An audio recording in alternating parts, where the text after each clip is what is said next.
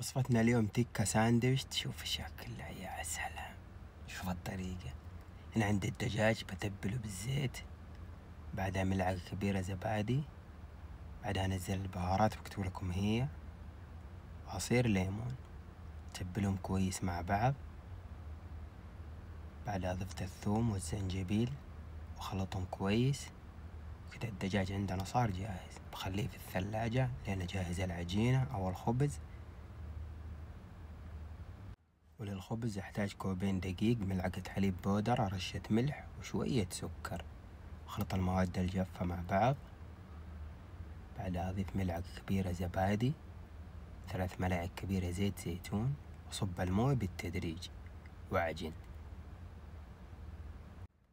كذا العجينة جاهزة، بعجنها في السطح لين تتماسك كويس. وهذا شكل العجينة، شايفين كيف؟ هذا قوامها تكون لينة. بعدها بقسمها لكور متساوية بهذا الشكل، وخليها ترتاح تقريبا 20 دقيقة أو لين أشوي الدجاج. هنا عندي الدجاج بصيخه، وهذا شكله يا سلام.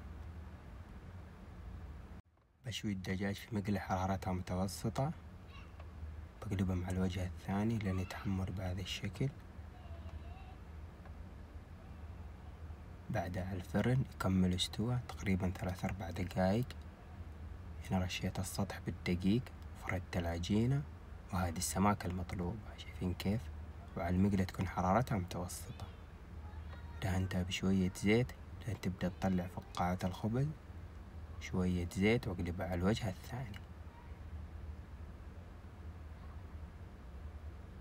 هنا عندنا الخبز صار جاهز، شايفين شكله يا سلام.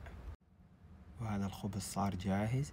بعدها انزل عليه الشطة اللي سويناها قبل في حسابي، طبعا حرارتها متوسطة مو مرة.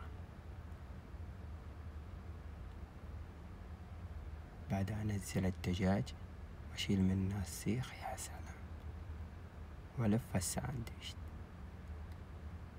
كذا عندنا صار جاهز، يا سلام، بالعافية.